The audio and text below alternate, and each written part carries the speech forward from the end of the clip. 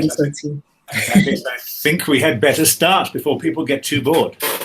So, thank you for joining us. I have with me today the illustrious Kitametsi Chosetsi. She's here to keep me honest, and I have promised to hand all the complicated questions over to her. I am Steve Jump, and I'm going to be talking today about risk thinking. What could possibly go wrong? It's a boring topic of conversation until something does go wrong.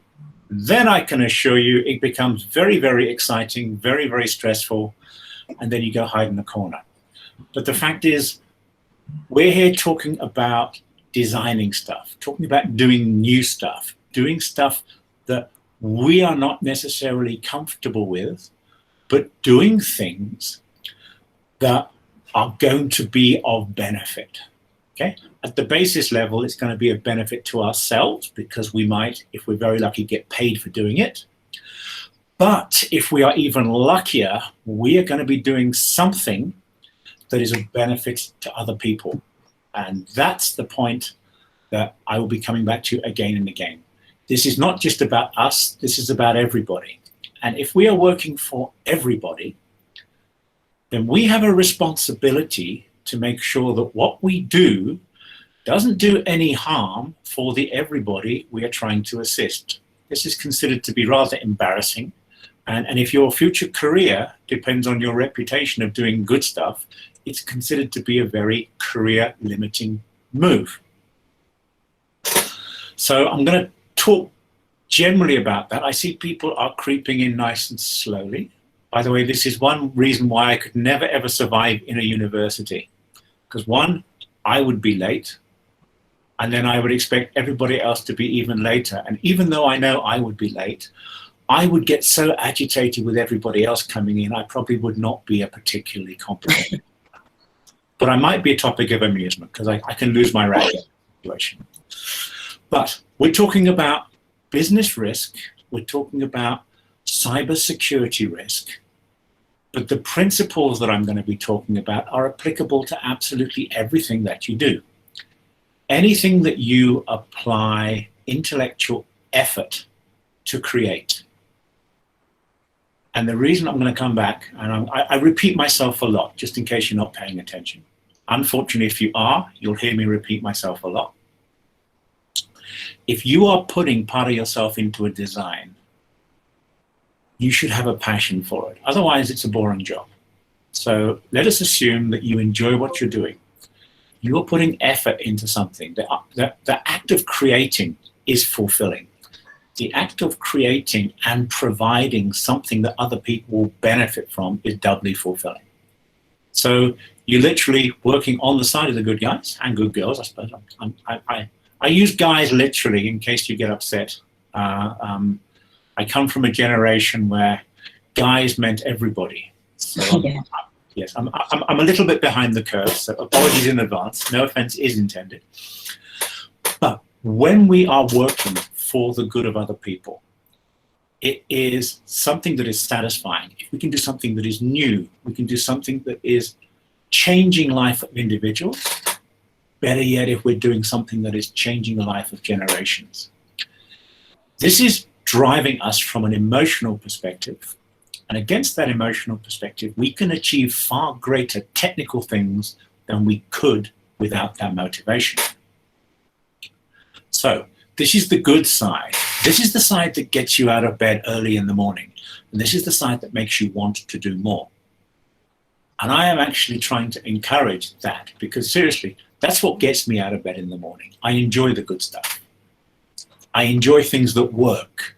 I enjoy seeing the smile on people's faces when they realize that what I've provided them was so far beyond their expectations, they don't have the words. Yet on that journey, I've also had the privilege to encounter massive disasters along the way, where on my path to what I thought was brilliance, in other words, I was a legend literally in my own lunchtime, I had not anticipated the pitfalls. So on the path to greatness, and I'm still aspiring to that, by the way, I'm aiming towards it. One day, maybe I'll get there. If I'm lucky, you might be around to see me. But the fact is, on that path to greatness, there are pitfalls. You may not anticipate them. Okay, well, what we're going to talk about today is how you could anticipate them. But the reality is, absolutely nothing I'm going to tell you today is going to help you get yourself out of those pitfalls. You may be able to avoid the obvious ones, but the simple fact is, learning to get yourself away from those mistakes. And some of the stressful situations is when you are pushing against a problem that seems to be insurmountable. Now, that seems to be a general hackathon meme. I've had the privilege to guide more than a few people who were just about to bang their heads against the walls.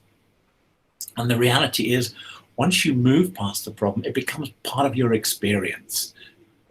Not necessarily the solution to that specific problem, but the knowledge that you yourself are able to tackle the problem.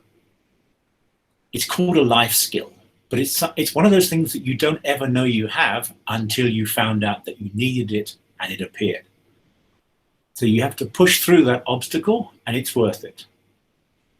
So I think we may be the audience. So without further ado, we do have a cybersecurity theme. As always, I can't stay away from that, but I'm really talking business risk. So let's see if these buttons are actually able to work. And we are going to try and move ahead now. Okay, that button didn't work. Here we go. As always, we're working with data. The reality is our world has been digitalized. More on that later. This is the fun part. This is the place where we're encountering unforeseen obstacles. But this is actually the path to the future.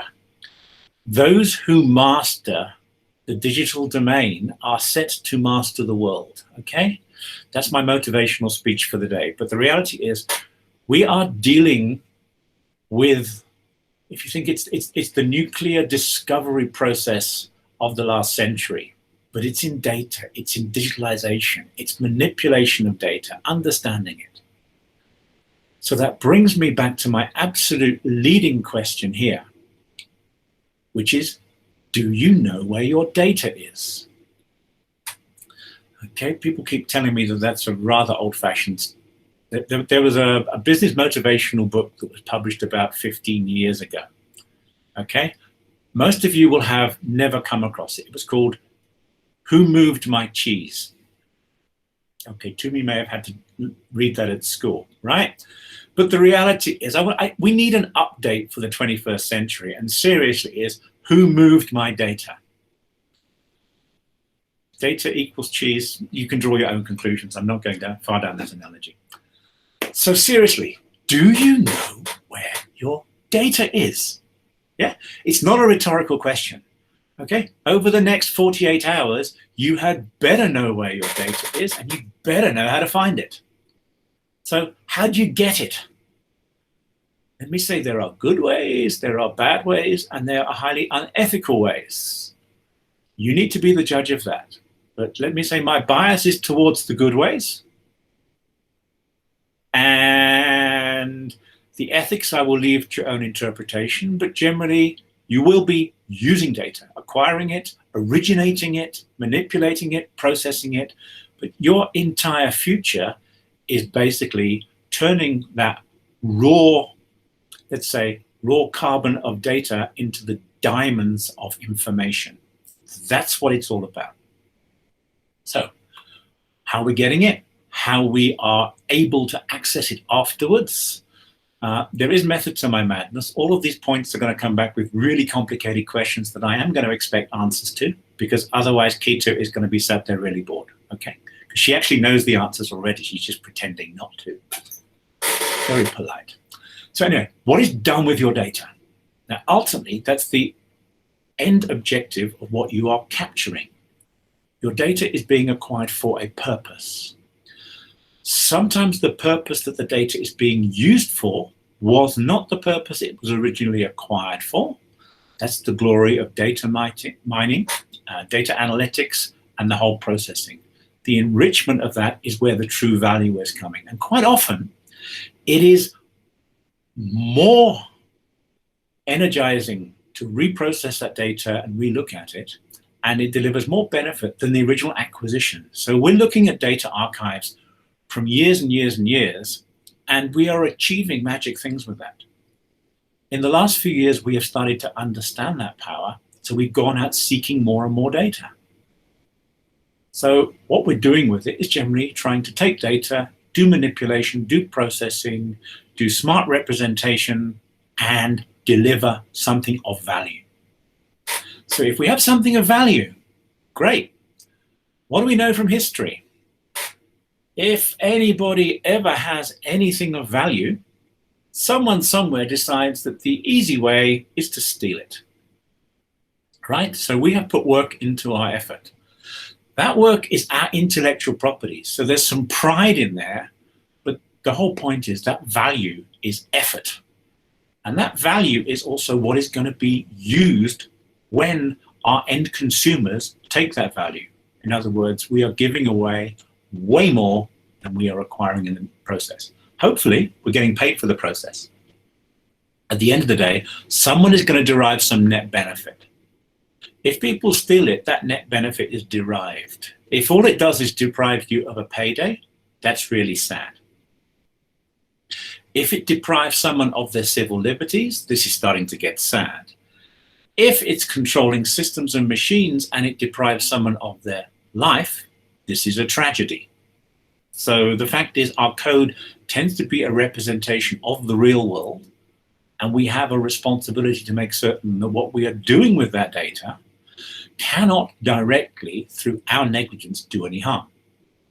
Secondarily, we need to make sure that that data, through someone else's malice, cannot also be used against us to do any harm. So that data should be protected. So the very first part of this protection, and this is actually quite important, we spent a lot of time and effort getting that data. So we need to make certain that that data is really, really safe. I hear you say, sorry, you were waiting for this. I can't hear any laughter, but what can possibly go wrong? We all know what we're doing. What can possibly go wrong? So, our data. Oh, look, oh dear, our data is missing. I have no data, but I have a slightly smirking bad guy in the corner. Okay, that isn't my alter ego, although I do have that mask. This is okay. All of my data and all of my code. Okay, and I know you guys, this could be your life's work. Okay, relatively speaking, 4 or 5 years worth of coding. That's going to become 15 or 20 years worth of coding. And this is going to be, to you, what savings in most people's bank account is. The quality of your code, the integrity, the intellectual prowess you have distilled into your code, that is your stock in trade. That is what you sell to your customers, to the public that is buying from you, to the people who are contracting you to use your intellectual capability. This code becomes a part of you. And you have your code and it's in the cloud. I hear you smiling. It's that loud a smile. Because you're, oh, that cloud, yes. Okay, that cloud is actually a data center. This is not the state that the data center was originally intended to be by its architects. Okay, so in July 2018, Amazon was extending one of their AWS data centers in Tama in Tokyo. So it was a data center and they were tripling the size. And shall we say something went a little bit wrong? Anyway, so if your data was in that, but everyone here should be aware. So when you say it's in the cloud, what you really mean is I'm keeping my data in someone else's data center. Are we clear on that? So this cloud. Okay, a little bit older, a little bit wiser. I am going to be smart. I am going to keep my data in 2 data centers. So I'm going to pick this quaint European country. I'm going to put it in London, but I'm going to also back it up in Sydney, Australia, on the opposite side of the world. How cool would that be? Yeah. Okay, I'm probably not as smart as I like to think I am, and you guys are way ahead of me, but oops, here we go. This is Telstra's London hosting center in August of 2020. And actually, this is a storeroom which was outside the actual data center. The data center was actually pretty cool, but this storeroom caught fire and managed to burn through the main routing and equipment room. Which meant that, so I'm picking on Amazon, because this was an AWS peering node, which Telstra uses to get its European and Australian customers, which is pretty much every big label customer you know. This is how they peer data between their data centers. And for 8 hours, let's just say it wasn't working very well. All right, so I've got my 2 data centers and replication basically collapsed. Because of the way it was, it didn't just collapse, fail over, completely fail under. By the way, that's an engineering architecture meme I should patent, because fail over that doesn't work, I call fail under. Because it usually means you're left with nothing. Actually, you're not left with nothing. You will be left with an awful lot of highly opinionated and highly positioned business people, mostly screaming at you because you promised that their data was always going to be available. You can draw the dots and work out. You don't want to be there. It will happen to you, but you really don't want to be there. Okay, so with this knowledge, once bitten, twice shy, we'll say, I've heard of this smart new company, okay? They also have peering, lots and lots of, and they have 4 data centers. How cool could that be? I've got 4 data centers now, not 2. What could possibly go wrong? Well, you're ahead of me, because here we can see 2 of those data centers not in their best possible working conditions. And this, by the way, is in March 2021. This actually happened 8 days ago. So, are we getting a theme here? Part of your consideration is you need smart code, you need smart data, you need to be able to process it. But the real world is not a friendly place. So this is actually the OVH data center in Strasbourg. Interestingly, because of its location and because the Russians got upset, because sometime round about this, there was a major European network hub failure. No relationship that can be proven because it wasn't connected to here. But as they say, the internet is everywhere. You can never say never. Netflix and YouTube and all sorts of funky things into Russia was disturbed for 8 hours. So that was the story. Fire disconnects Russia. That was the headline. But this was the photograph that they put in the news reports. So guess what? If you're running a big company, if you're a security officer, if you're an application developer, right? In any of 10,000 companies, your CEO woke up a week ago on Thursday morning to see this picture. Data center fire brings down internet. Okay? Bit of exaggeration, but there's this line of discipline that enterprises have, which I suspect that the majority of people listening to me today haven't yet encountered, is called disaster recovery. Translating disaster recovery means, what do I do when my data center burns down? Right. Hopefully that's not a question you're going to need to ask and answer in the near future. But You're going to be writing applications. Your applications work on data. Technically, your applications are data. That's a topic of conversation for another time, because actual data code, data information, data manipulation, and data as in network processing are becoming synonymous. But that's just extra complexity I'm throwing in to confuse you with. When you do understand that, I'd really love an explanation, but just be aware that it's not just simple data objects and processing objects anymore. Your application, though, as it appears to your customer, does not appear as all these multiple bits. It either appears quite simply as working, not working. So underneath your code, your brilliance, and your genius, you need to think, does my code need to be there 24/7? Will my customers be upset if it's missing for 6 hours?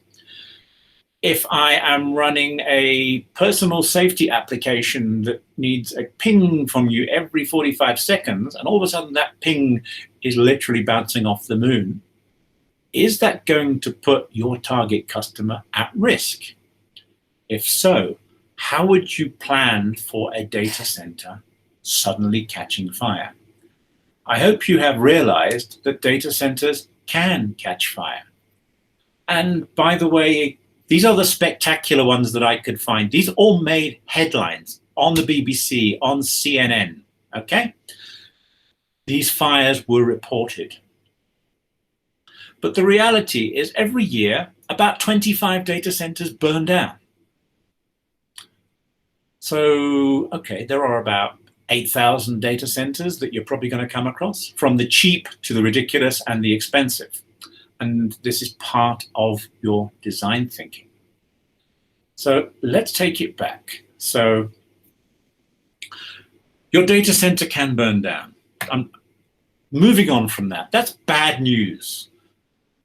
But we're talking coding. We're talking application development. We are talking putting your soul into software. Now, this weekend is absolutely brilliant because absolutely none of you are writing your code on your own. So here's a question for you. Do you know who actually wrote your software? I know you're going to say, yes, I did, or you did. Very hard to do that when you're talking to an audience. But the fact is, you used other people's code. Collaboratively, the team that you're working with, you'll be taking code snippets, you'll be comparing code, you'll be sharing code, you'll be donating your code, your colleagues will be donating their code. You will have a common code base that becomes your project. Plus, if you are making any progress, you will be leveraging that magical Aladdin's lamp of open source repositories. So you're going to have a ton of software coming together. You will manipulate it, you'll put it together, and you will have something that is working spectacularly. Your brilliance and your intellectual prowess personified. Your code in the eyes of that little tiny application window. So your genius is probably going to be distilled through a 4x8 centimeter window, working through a nice little Android application on someone's screen. But that is what you are working on. So you should know who wrote it, or you should be able to find out. Who tested it? Well, you will have tested it, because unless you're the kind of genius I really need to be working for me, your code didn't work first time. So you debugged it and you tested it. Every time you test it, you tweak it, you alter it, you update it. How often do you test it? These are all things that I think you probably will be learning in a classroom environment, because, of course, every time you test something, you find a problem. The problem may or may not be significant to your primary result, which is a working application, but sometimes these tiny bugs can come back to bite you, because they can be bugs that allow other people to access your code in the future. Okay? These are the bad guys. I have my archetypal bad guy on the right of the screen. He's smirking a bit like I do a lot of the time, but really, he is just looking for those bugs that did not matter for your product, but allow him to get in underneath your product and go looking around to see what you have valuable. So how your code is tested, how it is maintained. Okay? Your focus in the next 48 hours is going to be able to write code that works just enough to pass a live stage demo and to convince the judges that you are competent to meet the targets that you set in your specification. Okay? Believe me, that is tough enough. But if your idea is superb and you take it along and you start to productize it, and this is something that is going to deliver benefit, you will need to go back and test it and check it. So right now, let's say, example, your target delivery, your release for production is an hour before the judging demo tomorrow. If your code is going nowhere, that's good enough. It just needs to work. Actually, it doesn't just need to work. It just needs to be stable enough for the judges to think that it is working, okay?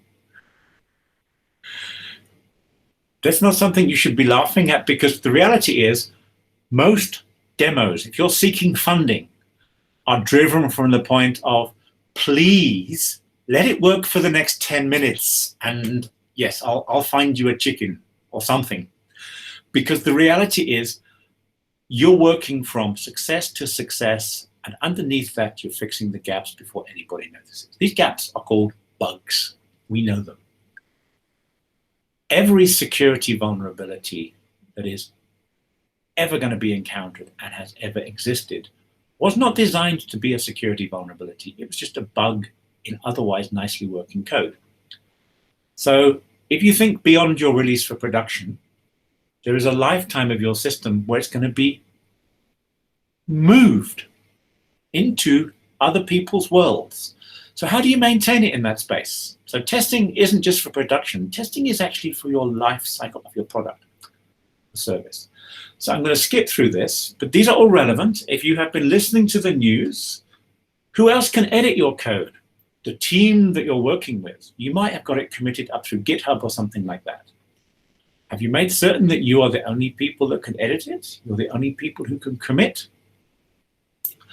Well, yeah, but if you're selling that code, certain very famous companies, I will leave them out of this conversation in case they ever hear this, because they all have lawyers at a level that I can only imagine of. But let us imagine your code has been put into a product. That product is brilliant. The company that you're working for has sold your code to 100,000 other people, and they love it, and they have it absolutely everywhere. And someone you've never heard of has your hosting key, or you've set up your hosting or your repository to not need a key, and they've added 4 extra modules to one of your primary routines. And these modules basically, when deployed at the end customer, phone home to someplace, it could be Russian, it could be Chinese, it could be North Korean. Let's pick the general bad guys. It could be a competitor. And they allow them to connect and look at what your customers are doing. This is really bad news, by the way, for you as the developer, because if your key was used to sign it, guess who is automatically assumed to have been guilty? Or if you set up the repository because you're running the development team that was hacked, you are also automatically assumed to have been guilty until proven innocent. And it's very hard to prove your innocence, right? So the reality is this is something that can go wrong. So who else can edit your code? Were all your commits signed by you? And can you prove it? If you're thinking about this as part of your rules for design, by the way, don't worry about this during a hackathon, right? We don't care where it comes from, but if you take what you're working on this hackathon and it becomes the seed for a commercial idea, hang on to these words. Can you prove that what you originated was yours? Do you know the open source repositories that you are including? If those repositories were compromised or hacked in the future, would you know about it? These are thoughts to worry you. I know you're not going to sleep tonight, but later on, when you think about this, these are nightmare type things. So now I've got some flip stuff to put through. The slide pack will be available. I'm not going to talk through these, but we're living in a digitalized world. These are conversations I have with my customers, and when I'm lucky, they pay me for this wisdom. So I'm giving it to you for free. I'm not sure what it's worth, but I know how much I was paid for this, so I hope you get some benefit for this. So back to the first story. Everything's in the cloud. Yeah, it's easy, it's secure and reliable. Well, it is secure and reliable if you take the effort to make it secure and reliable. By default, the cloud is the cloud is the cloud. It is no more secure than that container you just downloaded off of securecontainersrus.cn. Okay? Think about that. This is part of what you need to do. Now, secure by design is what I'm talking about. There are economics to secure by design. It's a way of thinking. And this is what I'm trying. This is a hard sell. If I plant nothing more in your brains today that you take away is, if you have the reputation of being the secure designer, if your code works better, is more secure, if it costs less to keep it designed in production, you are going to be at the front of every job queue you apply for. In fact, the queues will come to you. It's not easy, but this is something that would differentiate you from the majority of developers. I would hesitate, I wouldn't hesitate, I would hazard to guess that in the next 3 years, when you are bidding for a job, you will need to be including your credentials on secure code development, secure code maintenance, and the life cycle of the code that you are selling. It's not for free, it's part of your value proposition. And you will discover that when you know how to do this well, okay, if you can write this level of code straight off in the same length of time that you can just write your test code today, guess who's going to be laughing all the way to the bank? It will be yourself, possibly your employer, and certainly your customers who are getting that distilled value. Okay, it's not easy, but it can be done once you know it is possible. So the economics here are big. Whether you end up running a company where you're commissioning developers, or you are a developer that you intend to be contracted into that company, this is a solid business sell. And think about this. Secure design is a way of thinking. It lasts a lifetime. When I'm talking to businesses, and most of the people I end up having this conversation with are people running businesses who need developers. So secure design is like business DNA. Practicing it makes stronger business teams. Well, if you are a developer coding to that environment, learning these methods, and there is no end of resources you can use to learn them, if you start to think secure, sustainable code, that is going to make you more valuable. Once you start thinking it, your baseline repository. I was joking about, every line of code you've ever written becomes part of your standard code library. Well, your standard code library eventually is going to be directly secure by design, secure tested code. So your starting point is going to be vulnerability tested and armor plated code. That's your starting point. It's not what other developers will be writing and chasing and seriously sweating the night before commit to production release.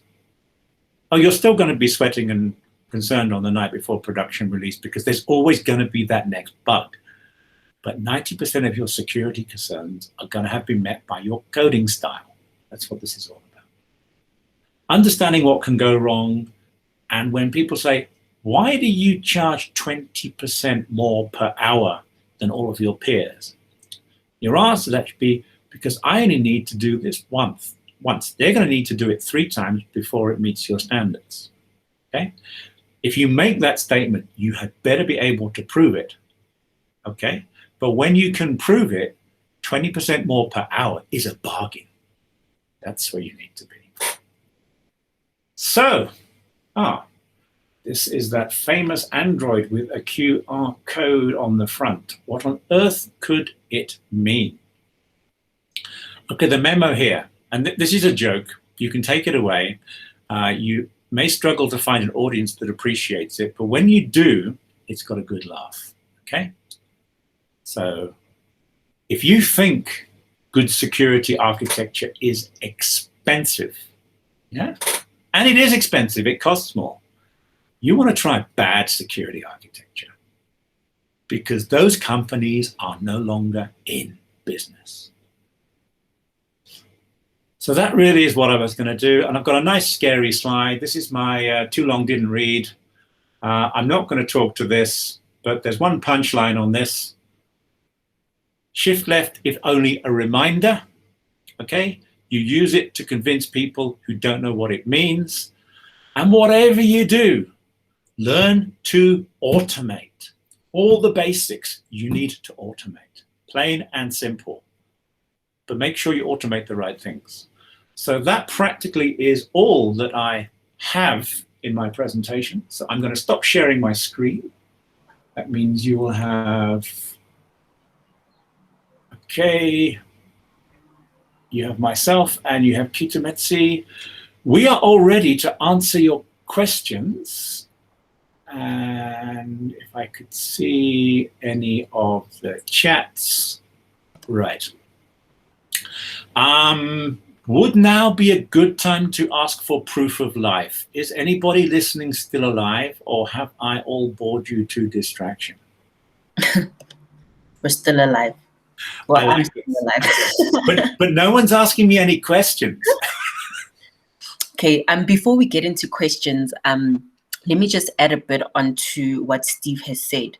So I'm thinking by you guys being here, you have an interest in security, cybersecurity, information security, whatever you choose to call it. And we know that the pillars of security would be confidentiality, integrity, and availability. And when we speak about secure by design, that means taking all of those elements into consideration, being able to keep your information confidential, being able to manage the integrity of your information, and being able to manage the availability of your solution. So whether that's web-based, mobile-based, whatever the case is. And we're seeing more institutions or brands like Apple that are actually starting to differentiate themselves based on the security that they can provide customers. So sometimes when it comes to products, it might not always be about the functionality, because it might be functionality that already exists, but if you can make it more secure, then you are differentiating yourself. So always think of that. Something that I can give you guys to look into is something called the OWASP Top 10. The OWASP Top 10 essentially takes a look at the most common vulnerabilities that arise as a result of developing solutions. And why this is important is because as people who develop solutions, whether you're the coder, whether you're the business analyst, whatever role you're playing, it's important that we take a bit of the weight off of customers or the users of our solutions when it comes to security. We need to embed security as much as possible into the solutions we develop so that they have less of the work to do. Sorry, whether it's from the settings perspective and things like that. I don't know if you guys have noticed, but sometimes when you update an application or software, you'll find that there is no new functionality. It's just an update. And most of the time, it's actually because of a security update. So what we know is that security applications and the internet and IT in general as a concept was designed to be functional and redundant. It was not inherently designed to be secure. So every other day, or it's actually every day, people are on the lookout for what is called vulnerabilities in the systems, and they try to fix that because a vulnerability is essentially a weakness in a system that can be exploited by a threat actor. A threat actor would be, let's say, for the cases of this talk, a hacker, and they would be doing unauthorized actions on your system. And that would impact your confidentiality, your integrity, or availability. And as Steve has said, cybersecurity or security as an industry in general, especially in 2021, because of remote working, has become a very high risk, high accountability industry, because people are realizing more and more that they can use technology to do things that they need to do. But what that means is there's an increased risk. And that risk comes from securing how you are using your applications and how you're developing those tools.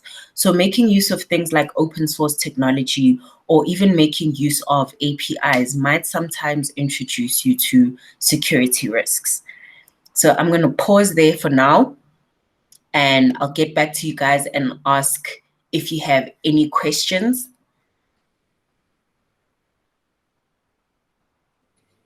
Or if we should continue talking.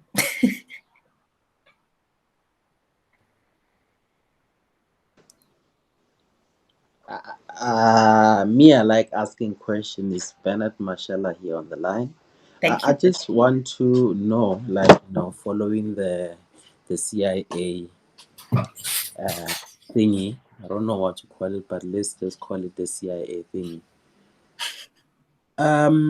When you are a developer, obviously you always need to ensure that you create a secure code.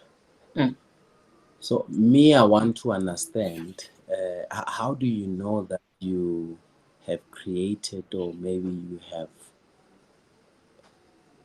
you have a secure code? Okay. Or do you want to go, Steve? I'll have a go, and then you can point out if I'm too old. Okay? No, seriously, Bernard. The very first part of knowing if you have secure code starts with what you've just done. Ask a question. How do I know if I have secure code? Now, that's the easy part. But if you are writing your code pretty much on any IDE or any code tool, you'll find there are plugins you can have that can do code testing. There's a lot of ways of doing it. You can scan your code, check your code. There are plugins you can use to actually look at your code when it's running. And all of these things will tell you how good your code is. And it's something I recommend to any developer, is to run one of these code scanners. I'm not going to give you a list. It's a long list, and I'm not an expert in any of them. So I might bounce back to Kitu on that for some specifics for you today. But if you run a code scanner against your code, the very first time you do it, you are going to say, oh no, why did I do this? Because it's probably going to give you 100 times more lines in its report than you wrote in your code. But the reality is that is part of your education towards writing secure code. But you need to understand what they mean, and you need to understand how relevant those many, many complicated errors are. But once you start to manage that and you start looking at it, you will discover that, oh, many of these are simple syntax issues that can be misinterpreted by a compiler or an interpreter. And then you can fix that. Once you start to fix that, and this is my secret sauce, once you start to fix that, it changes your coding style. And this is my path to the future. If everybody, after they have learned how complicated it is to write hello world in a 3D rotating VR image, then goes to try and make that code secure, oh wow, are we looking for a brilliant future? But it starts with that question: how do I know my code is secure? Right, now the real answer, Peter. Okay, so I wouldn't say it's the real answer, it's just to add on.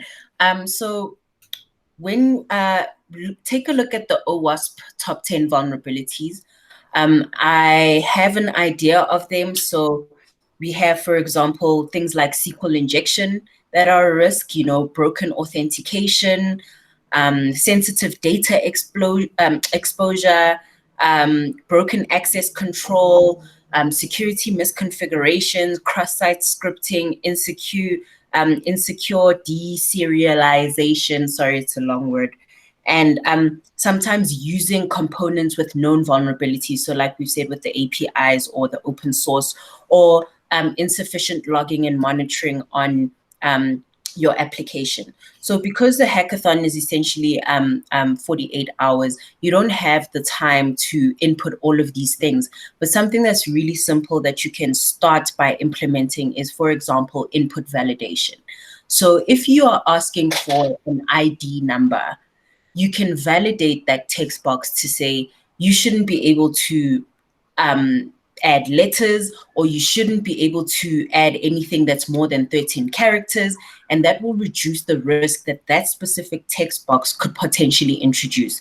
Because the thing is, sometimes when people hack your solution, they use the text boxes that you have on your application to send code through to the back end. And if you haven't validated the things that you're allowing in for processing, that limits your solution's ability to actually stop things from happening in the first place. Secondly, how to know you have a secure solution is understanding the data that you're processing and knowing if there are any laws that govern that type of data. So for example, if you have any personal information in South Africa, we know that we have POPIA, which is the Personal Protection of Protection of Personal Information Act. And then we have GDPR, which has been introduced by the EU. And that if you intend that your application will be used globally and worldwide. And that's when you start looking at, if you are handling information that is personal, what are the things that they expect your application to have? And those things sort of give guidelines into how to secure or better secure your application. If you have an application that's going to be processing credit card data, or cardholder data rather, then you need to make consideration to things such as PCI DSS, which is the Payment Card Industry Data Security Standard. And I'm happy to share this with you. I also have another random presentation that I have about OWASP Top 10 that I do share that sort of summarizes everything. But what you need to do is say, what is my solution? What data does it have?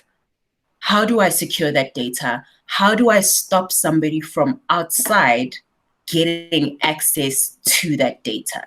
And that also includes things like identity and access management. So your admin users should not be having the same, or rather your general or standard users should not be having the same rights as your admin users. And sometimes that means separating completely the what they can access, what they can do, how they can configure. So I'll give a simple example about university. When you access your university or varsity, higher education, whatever it is, the portal, you can see your marks. But what the admin users can do is change the marks and input the marks. And the last thing you want is students having the capability to change that and saying they have 100% for every single subject. Or if we take it to the banking industry, for example, if we could all add zeros to our bank accounts, I think we all would. I mean, I would. It's not a great thing, but I mean, I need a couple of zeros at the end. I already have zeros in my bank account, so that's not a problem. Okay, I wanted like at least the one in front of all those zeros. Oh. But it's things like that that you need to be cognizant of, and also taking into consideration if you're making an application that is targeted to children or what is considered minors in South Africa under 18, what do you need to consider from a POPIA perspective in terms of, and also from a legal perspective in general, because security doesn't only consider the technical component. And that's something people associate security with a lot of the time. And that's why Steve was saying, we're looking at this from a business risk perspective. not only from a technology or technical perspective. And you need to holistically look at what does your application do, what data does it process, how can you protect that, and how do you stop people who shouldn't have access to that data from either accessing it or manipulating it, making changes to it, or deleting it. I hope that answers your question. Hey, yeah, no, it did answer my question. Yes, yes. We Thank you are very both much. on Slack. So Yep. if you have any other questions, even outside of this presentation, please direct them to us and we will answer them or try our best.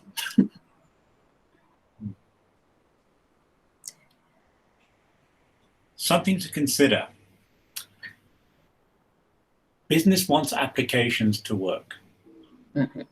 When applications are built and written, logging is normally included. In other words, data is output at certain key points and key processing stages. The usual focus of that logging is to confirm that something is working. And historically, most logs are, it broke, I need data around why it broke so I can debug it and fix it. That's part of normal IT application development. But now, if you're here listening to us, you have a security perspective on this. So when applications are being written, when you are writing them, when you are supervising or guiding teams that write them, there is a line of reasoning that says you need to be looking at the security elements in that code, the security controls that will be protecting the information and the users, and provide security level logging that is meaningful in the context of the risk you're protecting against. That's not just logging every event. It is providing logged details where your application itself says this isn't right. You'll come across that it's growing in awareness, but basically it's called defensive coding. And you don't rely on someone outside your application to protect your information.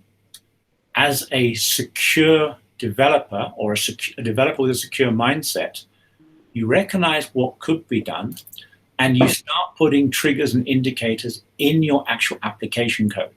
Okay, it's advanced for a hackathon, but this is beginning to be the way, because if your code itself is able to spot that it is being attacked, that is by far the first line of defense, because practically all attacks are at the application layer. So your application itself needs to be able to shout, hey, I think I'm being attacked.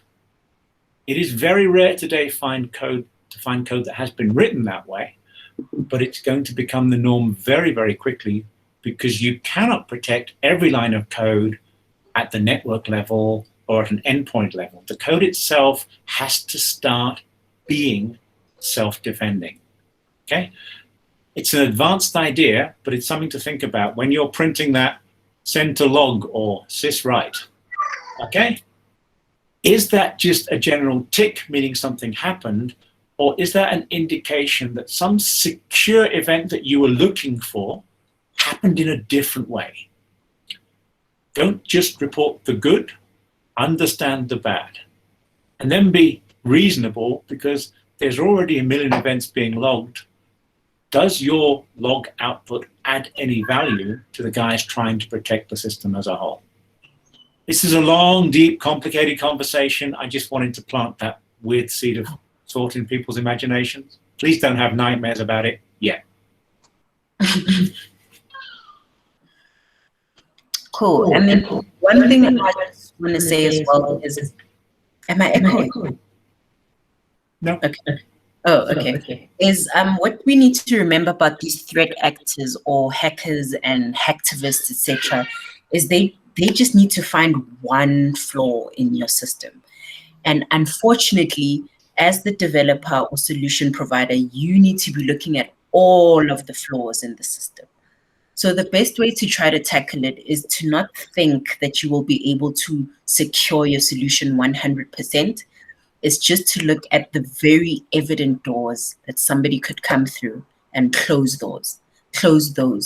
And then from there, you can just start closing more and more doors. And what that means, as I've said, is more updates to the application. You don't need to start with 100% security. It would be great. I don't think it exists, but just start.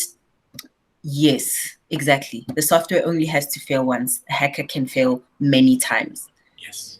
So just find what you think would be the biggest flaws, and that's why OWASP exists, so that you can address those, scan your code, as Steve has said, and then you will be able to secure your system. Something that people have never or have rarely think about that I've seen in hackathons is communicating actually how they have secured their applications, unless it's a security hackathon. We have a lot of those, but you would be very surprised to see the judge's eyes tingle when you say, this is our solution, this is what it does, this is a problem that it solves, and this is how we've secured it. Oh, yes. Yes.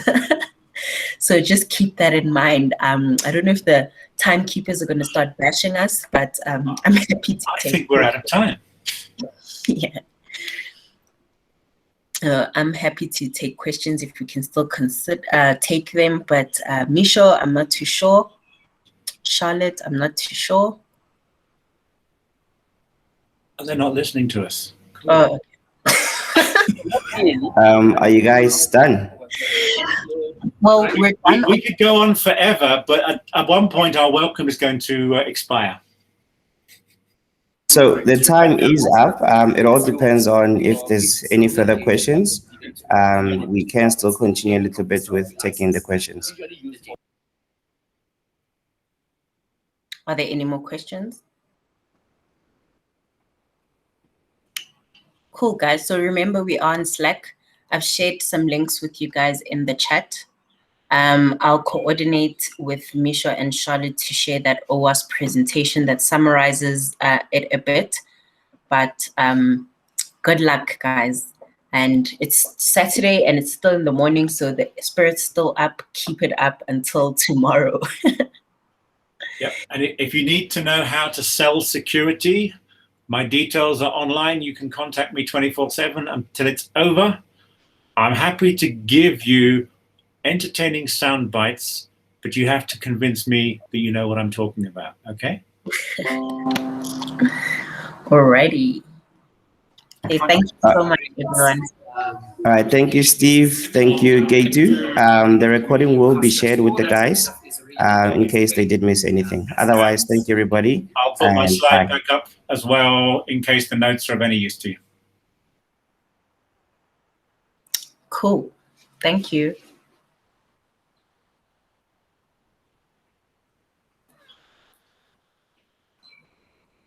Okay.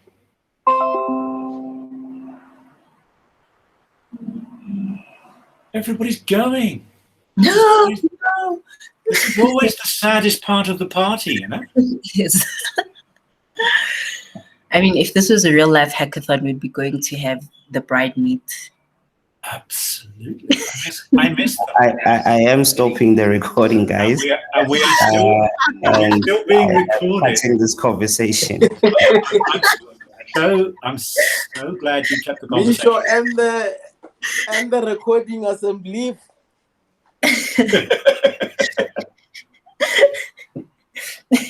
I want to have a chat with Steve and